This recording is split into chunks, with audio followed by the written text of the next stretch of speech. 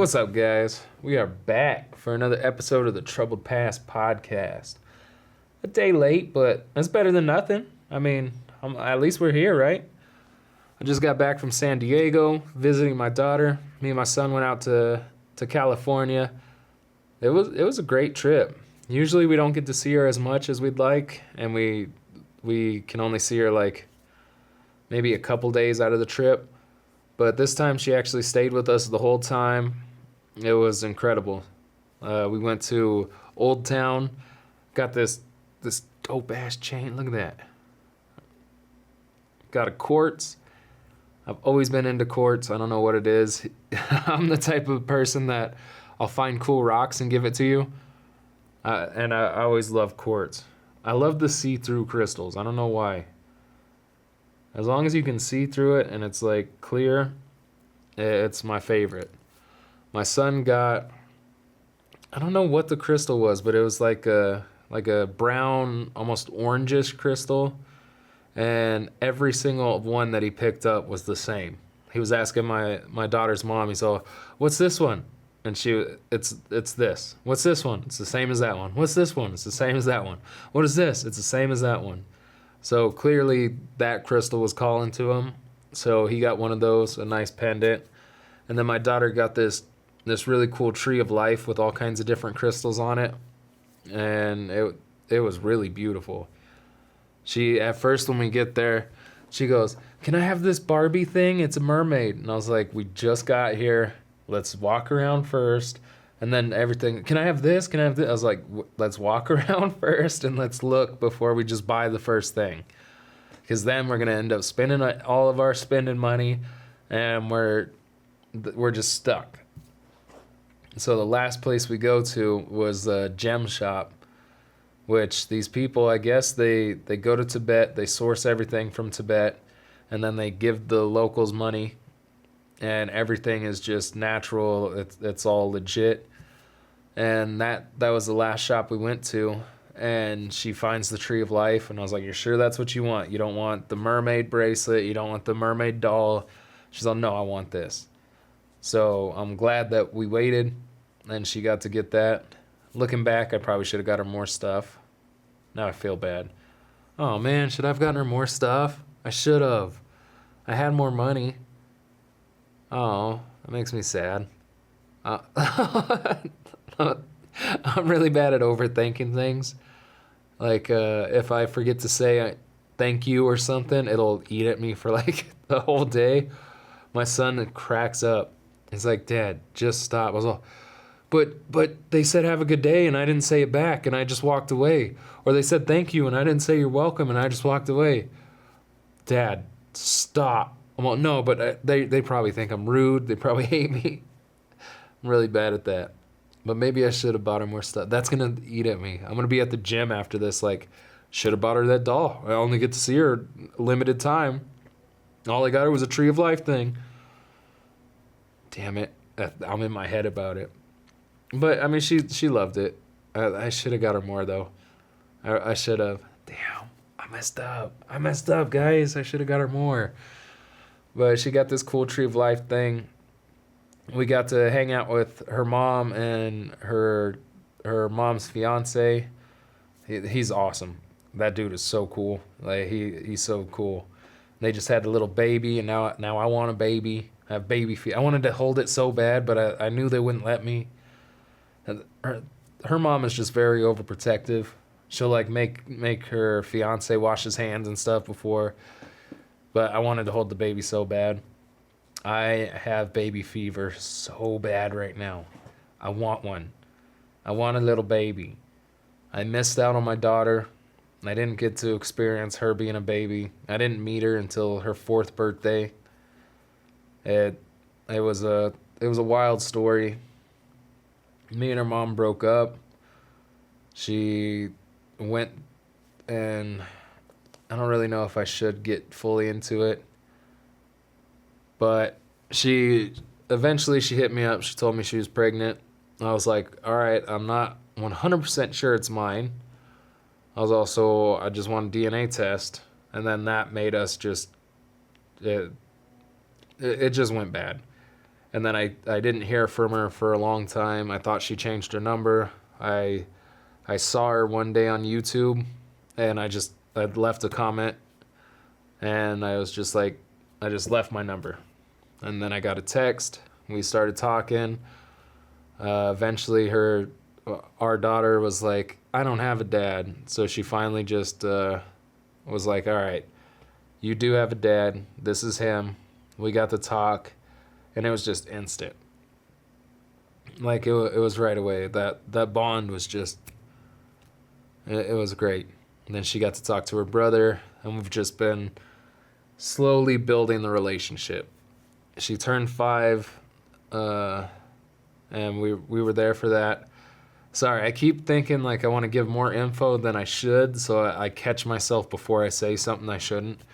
And she's about to turn 6, so I mean we've only been in her life for 2 years, so we've stepped it up a lot. I'm very happy with how it's going. At first, her mom didn't really want anything to do with me, because I get it. It's weird. It's like, maybe he still wants to be with me. I've got my fiance. And then you've got to think the fiance's got to be like, oh, but what if he wants to get back with you? Luckily, her fiance is awesome. He's the shit. I'm a dog brain. I've said it before. I'm dog brain. I'm instantly loyal. Love that dude. I love her as a friend.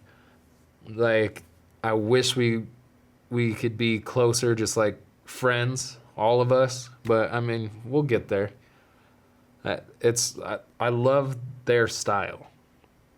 The fact that all of us went to the gem place, the crystal place, and all of us were excited about just crystals and like cool little Buddhas and all that stuff.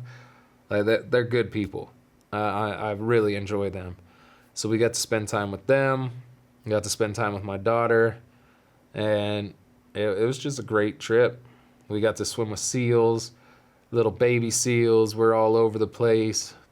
We got to collect shells. I don't know how else to describe it as just perfect. It was the perfect little trip. I'm so grateful for it. But yeah, getting back into the mode of podcasting and posting and everything, and just work. It's so hard to go back to work after you take a few days off. That's why I don't really like days off, because I feel like I got a little taste of freedom and I just want to keep it. That's why I'm so excited about everything that's going on, because we are so close. Like, it's here. We just got to catch up. We're at that takeoff stage where everything's about to blow up. We're about to launch into orbit, and then it's true financial freedom. And I'm so excited to actually be able to use my platform, use my pockets to bless others. And I finally got an entrepreneur friend. Luckily, it's my brother, not like my birth brother, but my brother. And he hit me up last night. He was like, dude, I want to start an LLC. I can do all these things. I want to go into business for myself. You got any advice? And then we just started talking. We've got a whole plan. I'm excited to actually work with him, because he's someone that will take it and make something of it. He's not like the other people I've worked with where it's I do all the work. They feel like they've done it themselves.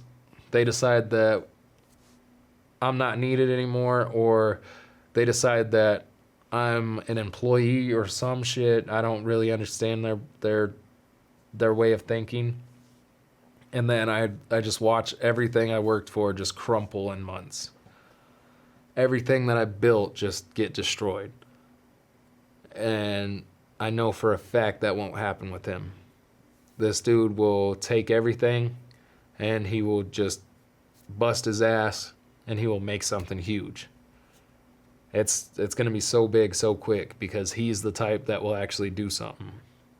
And I'm so excited for him to see me work, because he's seen me work with the wrong people and see it not turn into anything. So in my mind, he's got to be like, well, this guy's not good at business, or this guy doesn't do whatever. And now he gets to actually see what I do. And I know for a fact he's going to be like, holy shit, bro, you're a boss. Like, yeah, I'm a beast at what I do. I love starting stuff. I know a lot. I have a lot of information. I have so many ideas. And now that he gets to actually see it firsthand, that excites me. And it's just so great to have an entrepreneur friend. For so long, I was in that lonely stage that we talked about, where I'm past all the people that were my friends. Not like past, like, I'm better than you, or I'm beyond you. Our just way of thinking isn't the same. But I'm not quite there to actually have friends in the business field yet. So it was just grinding, just day in, day out grinding, putting in work, making sure everything's legit, making sure everything's great, because I'm not settling for good enough. I told him last night that I have put in so much work, and I have actually been doing stuff on my own to where if I fail this time, it's on me. I can't be like, oh, I worked with the wrong person because I'm the person. I partnered with the wrong person because I'm going all in on myself. So it was just a loneliness. I told him that too. I was like, bro, it's a lonely road. It's just working. And there's no one to talk to about it, because no one that's doing a regular 9 to 5 gives a fuck. No one that isn't actually putting in the work cares or understands. And you can't be like, oh, I'm doing this, because it's like, yeah, but you should be. There's just nobody there. Because you tell your friends that are actually working and doing stuff that, oh, I'm working on this, and in their mind, they don't see your dream. They don't see that this is something that could succeed. They just see you not working and not doing what they do, not doing what they consider the societal norm, and it's just you fucking off, basically. So actually having someone that can be there, who's going through the same grind, but for his own business, and can be excited about his stuff, and then see what I'm doing and be excited that, oh yeah, we are putting in the work, we're creating something. I'm so excited to actually have an entrepreneur friend. And I'm excited that it's my friend, because I've been putting in work. These 2 projects that I'm working on, they're next level. And I've ensured that anytime I feel like, oh, it's good enough, that I either scrap it, I work on it even more. I've had a project. So the first thing I worked on for my second project, because it's a bunch of different things, the first one I did was good enough. And then I did the second, the third, and like I kept doing them till I went back and made sure that first one, I completely redid it. I was like, dude, I put so many hours into that first one. And I was like, dude, maybe I should just put it out. Like, it's good enough. And I was like, nope, we're not doing good enough. That's not going to happen. So I just completely redid it. Put in, oh my God, the amount of time I put into it the first time. And just the will or the drive to redo it. I was like, dude, this is gonna suck. Just put it out. And I was like, nah, we can't have anything good enough. This is our project. This isn't for anybody else. Our name is on it. We can't do it. And I say we because I honestly don't know why I do that. But every time I talk about myself, it's we. It's because I don't feel like we are a singular person. I know that probably sounds weird, but the thoughts that we have, I feel like that's not just us. It's our guides, it's our angels, our guardian angels, it's our spirits, past family members, whatever you believe or think. I just don't believe that every thought we have is our own. So I always say we. When I talk, I go, we are good. We got this. It's never I got. Well, sometimes it is. Like I am rich. When I do the law of attraction stuff, It's I am. But it's always we. Like, my name is on this. I am the one putting all the work. I can't have it just be good enough. So I have to make sure that this is something I can stand behind. And I have to make sure that when people see it, they're not like, oh, that's awesome. Cool. Like, that's real sweet, dude. Good job, buddy. I can't do that. So I made sure I went back, I redid the first one, made it great, and I'm very proud of it. I'm very proud of the work I've put in. And the feeling, if you've started from nothing and you've actually built something, you probably know exactly what I'm talking about. It's this feeling that you're here. Like everything is changing and you're finally at the right spot. And you're finally going to hit what you're supposed to hit. You've finally done it. And it's like the rockets are warming up, you're about to take off. That spark is kindling. Is that the right word? That spark is starting to turn into a fire. And it's exciting. It's such a weird feeling. If you felt it, let me know. What did you think when it was happening? Like, what was your thought process? Because it's so hard to explain. It's like you know that it's happening. You're just finally catching up to it. It's really exciting. I can't wait. I can't wait for everything to catch up. And I don't want to say, like, I can't wait for this to happen because it's already happened. Law of attraction it's already happened. You just have to catch up. I am rich. I am the first in my family to make millions of dollars. But I am not the last. I'll never be a billionaire, but I will make billions of dollars.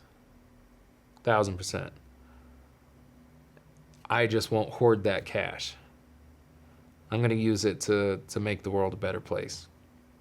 I'm going to use it to help others. And I think I'm weird because all the stuff that I'm doing, I'm not excited as much about like, oh, I want to be able to buy cars or I want to be able to do this. I'm excited to be able to reinvest it. All the money I'm making is all going to be reinvested, and that's what I'm excited about. I'm so excited for the first thing because then it does the second thing. And then those two things does the third thing. And I'm so excited to put so much into the nonprofit and be at a place to where I can just be on the board. Because at first I was like, I'm going to have to be the executive director so that I can make money because this is going to be my whole life and this is going to be how we make money and this is going to be what we do. And that's not financial freedom. We get to help a lot of people and do it, but I'm still working. And that's not what I'm here for. I'm not here to work. I'm here to create, and I'm here to help. So now that I've created wealth-generating products and businesses, then I can just use my wealth to create something that helps people. And I can just be on the board. I can make sure that things are going the way they should. I can have people around me that also want the same thing. And if it ever turns into where I need to step away, I'll be able to find people that can keep it going. And that's really what I'm supposed to be doing. I have too many ideas. I have too much in my head that needs to be brought to life to just be stuck in one thing. And I've always felt that way. I've always known that that's what I should be doing, but I was always trapped by money. I was always so stuck with, I got to make money. I got to do this. So I'm going to chase the wrong things because I need the money. And I need this to make me rich. And now that I'm focusing on me and what I want, and I'm actually doing projects that help people. The money's here. The money's coming. The money's already here. I just got to catch up. The first project's going to fund the second project. The second project funds the third. All the extra wealth I gain goes to the nonprofit, goes to helping people, and we get to just be free. And then I get to help others be free. And that's why I'm really excited about this this partnership that we have with Vision Foundry Media. So Vision Foundry Media is it's an ebook company that creates, let's say, like how-to. They're basically books that you can learn how to do all sorts of different things and turn it into a career. And then for every book purchased, they donate two to a nonprofit or to people that need them. Because everybody is just struggling. Not everybody, but for the most part, a lot of people are just struggling. They're just living day to day. They're not getting to experience freedom. They're not getting to really enjoy their family, which is the number one thing to me. So this company is creating something that can actually get people out of that. They have this, they have a book that I wish that I would have had when I first started the nonprofit that teaches you step by step how to start and how to run a successful nonprofit. I used to search because I needed something. So I would search and look, and I was always trying to find something that could help me figure this out instead of having to just do it and learn. It's basically faking it till I make it is what I was doing. And now there's a book that actually takes you step by step through the whole process, teaches you how to run a successful nonprofit. And they have one that's on fundraising. I looked through this book and I realized just how wrong I was doing events. I've done fundraising events. I've done terrible fundraising events. I've done terrible events. I did one, so it was almost all of my events, to be honest, were just not right. And this was before I even had the nonprofit. I always, like I said, I've always wanted to help people and help animals and do things. So I remember I found this nonprofit, Souls for Souls, and they donate shoes to people that don't have them. And I was like, all right, I'm gonna do a hip hop event, and we're gonna charge shoes, use shoes as the ticket price. So you could either buy a ticket or you could bring shoes and it gets you in. And I was like, this is going to be great. We're going to help a lot of people. Flop. It was such a flop. One of the artists, luckily, they brought so many shoes that we were able to donate some, but there was like nobody there. And then I found another nonprofit, Soul Dogs. Souls for Souls, Soul Dogs. And I was like, all right, let's do a charity event to where we do like an adoption event. I called it Bark at the Park. I feel so bad because they brought their dogs out, and I was like so excited about it. I thought we were actually we handed out flyers. I just did it all wrong. Nobody showed up. Not a single person showed up. No dogs got adopted. It was trash. And I've done multiple events like that. I've done a few successful events, but I've done multiple of just nothing because I was just trying to learn as I go. There was nothing that I could find that would teach me this. And now there's a book that walks you step by step how to do successful fundraising events. And it's all through Vision Foundry Media. So visionfoundrymedia.com. Definitely check them out. They've got books on taxes, how to save money on taxes, like a ton of money. They've got an advanced book on how to really get into keeping your money yours. They've got like beginner's guides to photography, videography, how to run and start your own photography and videography business, step-by-step guide how to make a successful business. It's got like marketing techniques. It's got pre-written ads that you can use. It's incredible. They've got one for resin flooring. If you want to start a resin flooring company, if you want to run a nonprofit, if you want to become a content creator. God, I wish I had that one too. Step-by-step guide on how to become a content creator, how to find ads, like how to team up with businesses so that you can get paid for ads, how to do everything. And they've got a bunch of great books, how to become a graphic designer, and it even implements how to use AI to be a graphic designer. Like, this company is amazing.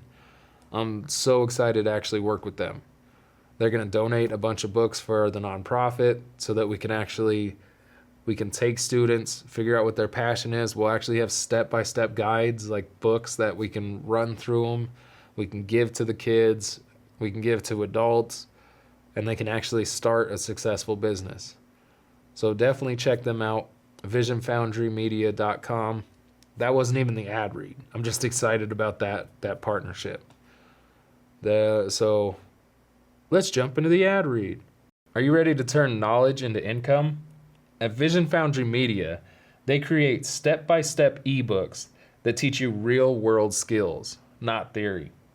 Whether you want to start a business, build a creative career, master photography and videography, or learn advanced tax strategies that could save you thousands, they've got you covered. Each book is built for action, packed with proven methods, templates, and insider tools you can put to work right away. And the best part? For every book purchased, Vision Foundry Media donates 2 books to nonprofits that help people create a better future for themselves. So when you learn, someone else gets a chance to grow. Visit visionfoundrymedia.com today and start building your next chapter with Vision Foundry Media, because knowledge should forge opportunity for everyone. All right, we're back. Hopefully I remember where that was. All right, let me write that down. Oh, I can't write it down either.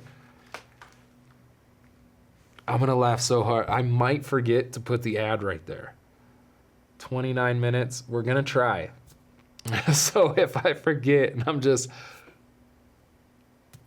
Don't judge me. Don't judge me. My phone died. I can't write anything. Yeah, it's all exciting. Like, we're at the stage to where it's all here. I'm so excited. And everybody that's been here from the beginning, I can't wait to show you guys some of the craziest things that we do. One of the first things I'm going to do once the funding catches up is I'm going to hire a videographer for the year so that we can actually create some content weekly, maybe daily, few days, to where we actually have a dope YouTube channel, and we'll go through building the land. We'll go through, so I bought, I don't know if I've said it on, I bought like an old mobile home that I put on the land that I'm gonna completely gutted. So we'll do that whole install. We'll completely redo that, and I'll have that as a video. We'll do video. I'll make them. I won't make them, but I'll have them come with me to California when we do our trip. So we'll do cool travel stuff, and yeah, I can't wait for that. That's gonna be one of the first things I acquire. So we'll bring someone on the team, someone that really loves videography, but just they never really had success at it. And then we'll actually give them a legitimate pay so that they can actually live off of it and make money and get to enjoy a bunch of stuff, pay for their travel, all that. And yeah, and we're just going to keep growing and keep growing. It's very exciting. So you guys are going to get to see everything from start to finish. It's been a crazy couple weeks, guys. I haven't recorded for, I think, 3 weeks.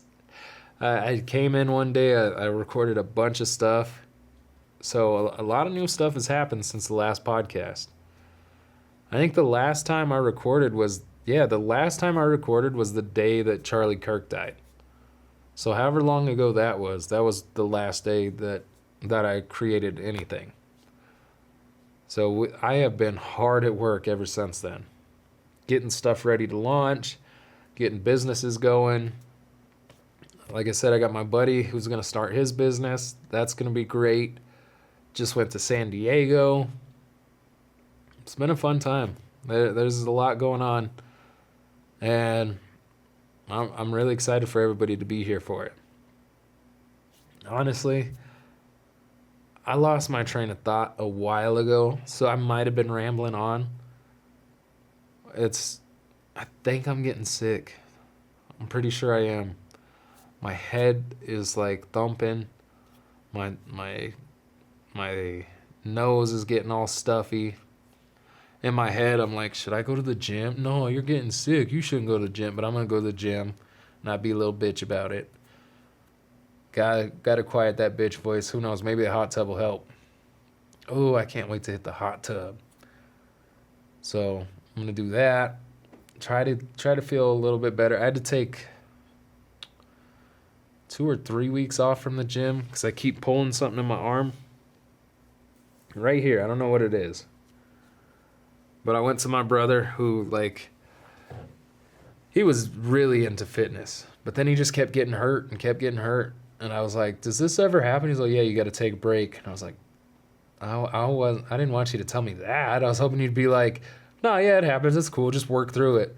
But he told me I should take a break, and I didn't want to, injure myself. So I decided to take a break, but I'm so ready to get back. I'm feeling all small and tiny and fat. Jesus.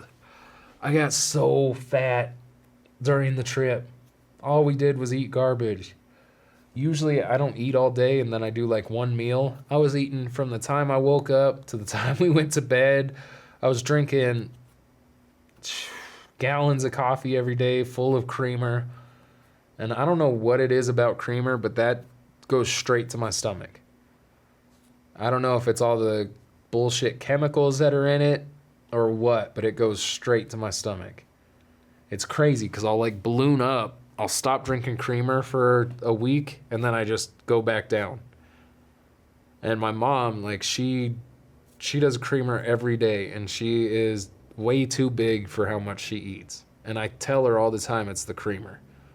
There is something wrong with that creamer. I don't know what's in it, but there's something in it that just makes you blow up. At least it does for us. Maybe it's a gene we have. We don't like that fake shit, but we just get big. So I gotta definitely just chill out. I might do another 3-day fast. I did one before we went on the trip because I was like, I want to be jacked. And then I had to take a break from working out anyway, so I was just fat. I had a picture with my daughter and my son, and I just look all fat. I was so disappointed. I was like, oh, man, no. God. And I was in a swimsuit because we just got back from La Jolla Cove.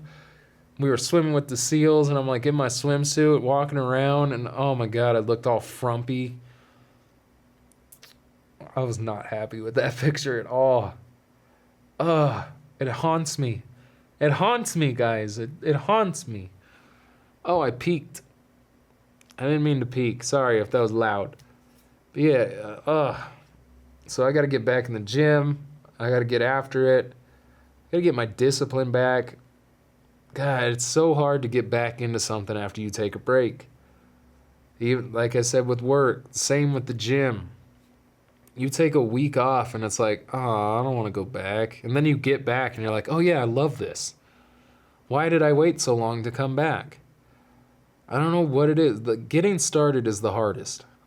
It is the hardest part about almost everything. Especially I'm a procrastinator. So I'm always putting stuff off it's going to be so terrible or I don't want to do it. And then I do it and I'm like, oh, well, why didn't I do that a while ago? What was I thinking? I think it might be overthinkers, because that's one thing. I am such an overthinker. I'm still thinking about how I should have got my daughter more stuff, or I should have got my son more crystals.